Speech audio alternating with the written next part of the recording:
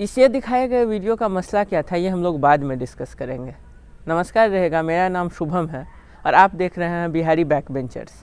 आज हम लोग class 7 social and political life chapter 1 NCERT देखने जा रहे हैं। ऑन इक्वालिटी इस चैप्टर का नाम है। पिछले कक्षा में हमने पढ़ा था कि डेमोक्रेसी क्या है, की एलिमेंट्स ऑफ डेमोक्रेटिक गवर्नमेंट क्या है, India is a democracy, what are the key elements of a democratic government. उसमें हमने एक पार्टिसिपेशन देखा था, दूसरा रिजोल्यूशन ऑफ कॉन्फ्लिक्ट्स देखा था और तीसरा हम लोगों ने देखा था जस्टिस एंड इक्वालिटी। तो इक्वालिटी वाले पोर्शन पे आज हम लोग स्ट्रेस करेंगे और ये चैप्टर उसी पर है, ऑन इक्वालिटी। मतलब इक्वालिटी क्या है, उसका डेमोक्रेसी से क्या लेना देना। क्या सभी के पास 2 आँख 2 कान 1 नाक है तो सभी इक्वल है? क्या इतना ही मसला है? हिस्ट्री में इसे क्यों पढ़ेंगे? इन्हीं सारे सवालों के जवाब में के रूप में आज इस हम चैप्टर को देखेंगे। पढ़ा हमने बुक से है, यहाँ कोशिश करेंगे चैप्टर को देखने का। ऑन इक्वालिटी कहानी से एक शुरुआत करी जाए तो ज़्यादा बेहतर है। कांताबाई की कहानी है। कांताबाई एक लाइन में खड़ी है। लाइन है इलेक्शन के दिन के वोटिंग का। वोट देने जो हम लोग जाते हैं या हमारे पेरेंट्स जाते हैं या हम लोग जाते हैं वोट देने, तो एक लाइन खड़ी होती है। उस लाइन में सभी एक लाइन में खड़े होते हैं, चाहे आप इंजीनियर हो या चाहे फिल्म स्टार्स हो। आपने बहुत सारे सेल्फीज वगैरह देखे होंगे, ये यूँ साइन करके। तो सभी लोग एक लाइन में खड़े होते हैं, बड़े बड़े फिल्म स्टार से लेकर कारपेंटर वर्कर सभी लोग। और यह लाइन में कांताबाई खड़ी थी और उस लाइन में जो है कहानी में वह लाइन से शुरू होती है। कांताबाई से एक महिला पूछ रही होती है, तब कांता तुमने किसे वोट देना है, या इस तरह का कुछ संवाद चल रहा होता है। उस कहती है, मैडम जी वोट देते हैं, फिर देखते हैं। वोट दिया जाता है। वहाँ से निकलती है जो वो मैडम जी होती हैं एक बड़े अच्छे से कार में। It's time for a quick reminder. Unacademy's Creative Corner brings to you Time Out 2021, a day-long fun-filled creative festival in which you can join the amazing experts throughout the country. Make the most of the day by joining creative professionals, master performers and the masters of the trade. If you have ever wanted to do anything outside the box of academics, may it be dawdling, may it be magic, or may it be anything from the n number of options provided to you by Unacademy, you will get a chance to learn problem solving and creative thinking. And there's also an exciting part.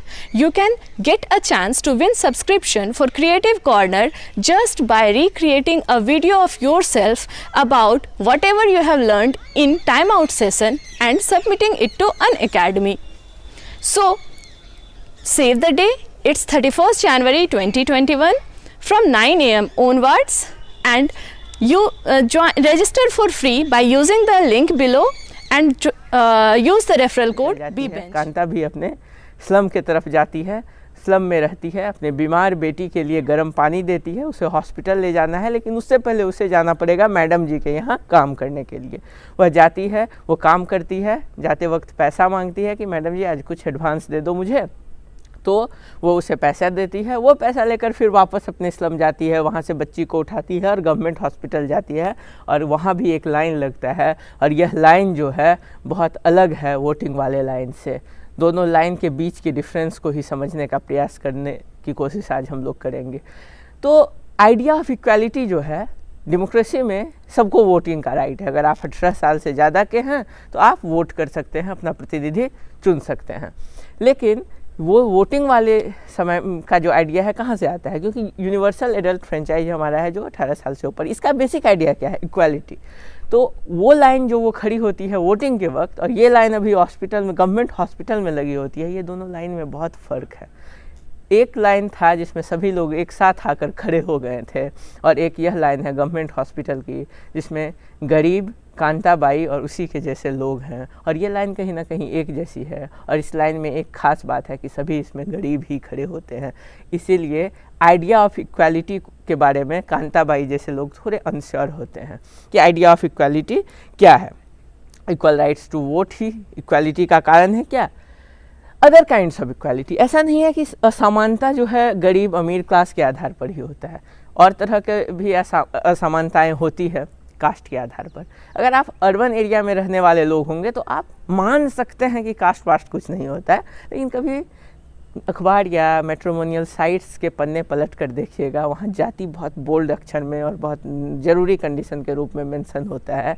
तो अगर cast नहीं है important, तो वहाँ भी जीवन के इतना महत्वपूर्ण फैसला में कास्ट का कितना अहमियत है आपको पता चलेगा। और अगर आप गांव में रहते हैं, गांव में तो आप हर दिन कास्ट को ही जीते हैं, कास्ट को ही पहनते ओढ़ते बिछाते हैं। तो इसीलिए कास्ट आज एक रियलिटी है। उस आधार पर भी जो है असमानता है, फिर रिलीजन के आधार पर असमानता है, फिर और अन्य जेंडर के आधार पर असमानता है। हम लोग दो कहानियों को देखेंगे। कहानी थोड़ा ज़्यादा हो गया रहा है, लेकिन कहानी से समझ में आती है बातें।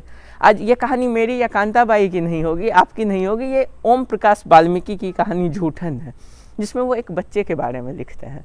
एक बच्चा जो स्कूल जाने वाला मासूम बच्चा होता है, छोटा बच्चा होता है, यह उसकी कहानी है। वह कैसे स्कूल जाता है, लेकिन क्लास में सभी के साथ नहीं बैठ पाता है, वो अलग बैठता है। वो अलग बैठता है, बाहर से बैठ कर करता है, क्लासेस अपने अटेंड करता है, इस तरह से सुकड़ कर बैठता है बाहर, सभी से बाहर। पानी वह कुएं में नहीं पी सकता है जहाँ आम लोग पानी पीते हैं, ठीक है। और उसके बाद उसे झाड़ू लगाने दिया जाता है। मतलब झाड़ू जो होता है जिससे वो झाड़ू लगा रहा होता है, उसकी मुट्ठियाँ उस झाड़ू को पूरी तरह से पकड़ भी नहीं पाती है, इतने छोटे हाथ होते हैं उसके। और वो जब झाड़ू लगा रहा होता है तो जो समस्या होती है कि धूल मुंह में जा रहा है, परेशान है, और सभी पढ़ रहे हैं, सभी बच्चे, सारे बच्चे उसे देख रहे हैं, उसका प्रिंसिपल उसे देख रहा है, उसके टीचर्स उसे देख रहे हैं। वो बच्चा अलग थलग रहता है, दूर से पढ़ता है, झाड़ू लगाता है। वह ऐसा तब तक यह सिलसिला चलता है जब उसके बच्चे के पिता ने उसे न देख लिया। एक दिन बच्चे का पिता देखता है कि अरे ये झाड़ू लगा रहा है स्कूल में। वो आता है स्कूल, बच्चे को बोलता है, पकड़ता है उसके बाजुओं को, इस तरह से पकड़ता है, बोलता है आज से चलो तुम यहाँ नहीं पढ़ोगे। उसके मन में दुख होता है, ख़राब लगता है। और जाते जाते एक बहुत अच्छा डायलॉग, मुझे तो फिल्मी डायलॉग जैसा लगा, वो एक डायलॉग मार के कहता है अपने टीचर्स को, वहाँ के टीचर्स और प्रिंसिपल को, कि आज तो मैं इसे ले जा रहा हूँ, लेकिन एक दिन यह आएगा और इसी स्कूल में आएगा, यहीं पढ़ेगा, और इसके पीछे लाखों इसके जैसे लोग आएंगे, और तब आप उसे रोक नहीं पाएंगे। तो यह एक कहानी थी। एक कहानी और सुनिए। यह कहानी मिस्टर एंड मिसेस अंसारी की है। जब वो किराए पर लेने के लिए एक कमरा ढूंढ रहे होते हैं, कमरा खोजते हैं, एक कमरा बहुत पसंद आता है, फ्लैट बहुत पसंद आता है, लेकिन जैसे ही रूम ऑनर जो रहती है, मालकिन जो रहती है, उनसे जब रेंट की बात करने जाते हैं तो इनका नाम पता चलता है कि मिस्टर एंड मिसेस अंसारी है। तो बोलती है, बहाना बनाती है कि हमारे यहाँ तो कोई भी नॉनवेज नहीं खाता, हमारे रेंटर्स भी नहीं खाते, तो समस्या होगी भाई साहब, हम नहीं दे सकते हैं। बड़ी जद्दोजहद के बाद एक कमरा मिलता है।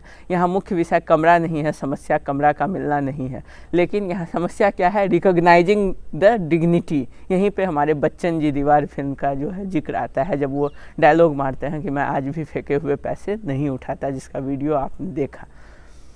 वो उस सीन को अगर आप याद होगा, जो आपके स्क्रीन पर अभी वो बच्चे दिख रहे होंगे, जहाँ पे वो एक जो बड़े लाट साहब हैं, वो कार से उतरकर अपना बूट पॉलिश करवाते हैं।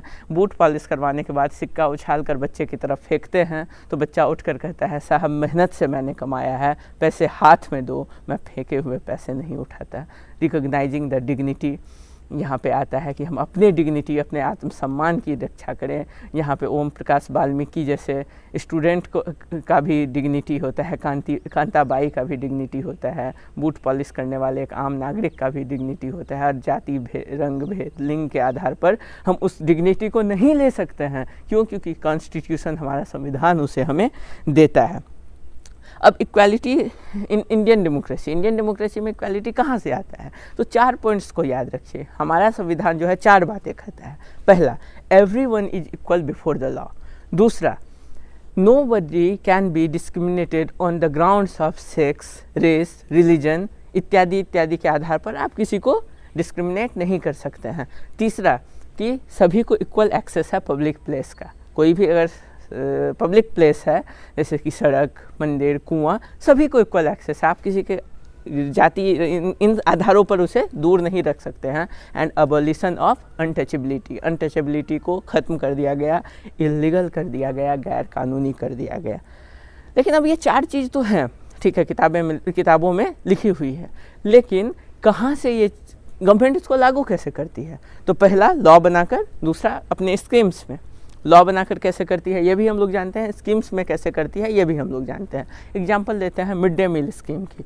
2000 या 2001 बुक में देख लीजिएगा, 2001 में हाँ तमिलनाडु गवर्नमेंट जो है mid day meal scheme launch करती है। सुप्रीम कोर्ट इसको देखता है कि वाह भाई ये तो बहुत अच्छा है, सारे स्टेट्स इसे लॉन्च करो। मिड डे मील स्कीम जो है बच्चों को यानी स्कूल में खाना खिलाने की रवायत जो है वो बहुत अच्छी तरह से ली जाती है, हाथों हाथ ली जाती है। इसके कुछ कारण हैं, 4 प्रमुख कारण हैं। सबसे पहले तो ये इनरोलमेंट को इंश्योर करता है कि जो बच्चे पहले पढ़ाई के नाम पर माता पिता भी बच्चे नहीं जाते थे, कम से कम खाना के कारण तो जा रहे हैं एक तरह से। और अटेंडेंस को भी इंश्योर करता है। कैसे? हम लोगों ने भी ये किया है कि लंच के बाद खाना खाए वो खिड़की से कूद कर जाओ, खाना खा के भाग जाओ, निकल जाओ। ठीक है, खाना खाने गए, लंच में गए तो गए ही रह गए, तो लौट के नहीं आए। तो अटेंडेंस की भी समस्या और इनरोलमेंट की समस्या को ये टैकल करता है।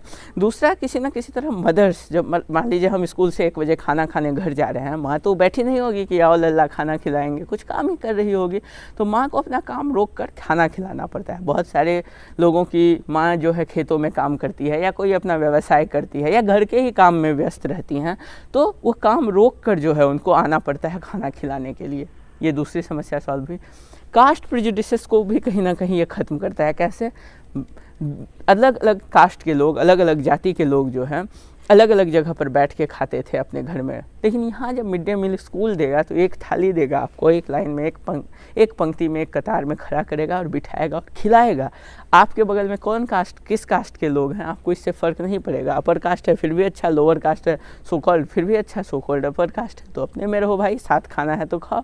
ठीक है, तो एक तरह। और दूसरा तरह क्या, खाना बनाती कौन है? दलित वुमेन को चुना जाता है खाना बनाने के लिए। आप कोई भी हो, खाना तो उन्हीं से खाना पड़ेगा, क्योंकि वो एक कहीं ना कहीं इग्नोर्ड सेक्शन ऑफ सोसाइटी से आती है, उपेक्षित सोसाइटी से आती है, तो उनको हक मिलना चाहिए, तो वो खाना बनाती है, सब खाएंगे। ठीक है, तो इस तरह से 3-4 चीज़ों के कारण जो मिड डे मील स्कीम बहुत अच्छा एक माना जाता है, रूपक के तौर पर देखा जाता है इक्वालिटी को इंश्योर करने का गवर्नमेंट के द्वारा। लेकिन सवाल ये आती है कि क्या लॉ और गवर्नमेंट पॉलिसीज से इक्वालिटी आएगी? अगर आती तो 70 साल में क्यों नहीं आ गई? अब सब इक्वल क्यों नहीं हो गया? तो देखिए, यहाँ पे बात सिर्फ कोई चीज़ रिमोट नहीं है कि आज स्विच ऑन किया तो ये चीज़ आ गया, और ये एटीट्यूड की बात है, व्यवहार की बात है। और व्यवहारिक चीज़ों में परिवर्तन आने में समय लगता है, हमारे सोचने के नज़रिया को बदलने में समय लगता है, व्यवहारिक बदलाव में समय लगता है। इसी कारण से आ रही है, धीरे धीरे आ रही है, बहुत लोगों में नहीं आ रही है, लेट से आ रही है, लेकिन जो है ये चेंजेज, इस तरह से एटीट्यूड की चेंज एक दिनों में नहीं आती है। तो issues of equality in other democracies, ये हमारा सेकेंड लास्ट बुलेट है। क्या ऐसा है कि भारत में ही चैलेंजेस है डेमोक्रेसी को, इक्वालिटी को? नहीं, ऐसा नहीं है।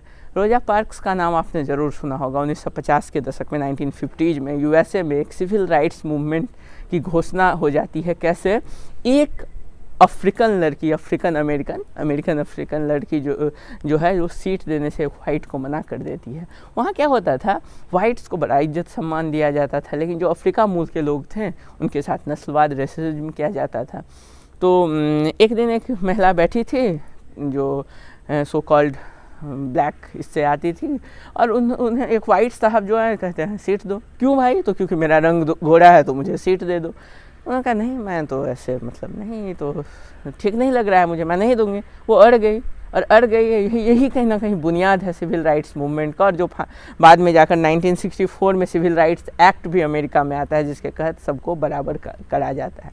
तो बहुत जगह पर अलग अलग तरह की समस्याएं होंगी, लेकिन हर जगह ये जो है इशूज हैं डेमोक्रेसी में। तो यही तो चैलेंज है हमारा, जो लास्ट टॉपिक है, चैलेंजेस टू डेमोक्रेसी। अगर हमें चैलेंज समझना है डेमोक्रेसी का, तो यही एक चैलेंज है कि कोई भी डेमोक्रेसी अभी तक परफेक्ट नहीं है, कंप्लीट डेमोक्रेसी कोई नहीं है, और वो बन जाना ही हमारे लिए एक चैलेंज है। 2 चीज़ें आप भी पढ़िएगा, चैप्टर में B.R. अम्बेडकर के बहुत भतेरे स्टेटमेंट्स दिए हुए हैं, सबको पढ़ना है। और क्या समझा आप लोगों ने कमेंट सेक्शन में लिखिए। कोई भी दिक्कत हो तो टेलीग्राम चैनल ज्वाइन कीजिए, बहुत अच्छा ग्रुप है, हम लोग उस पर डिस्कस वगैरह कर लिया करते हैं। और आर्टिकल 15 के बारे में पढ़िए, ये मूवी जो आयुष्मान खुराना वाली आई है वो भी देख सकते हैं, लेकिन आर्टिकल 15 को पढ़िए, और उसमें कोई समस्याएं आती है तो हमसे बात कीजिए। हमारा टेलीग्राम, फेसबुक और जो भी सोशल मीडिया प्लेटफॉर्म्स है, हर जगह जुड़िए।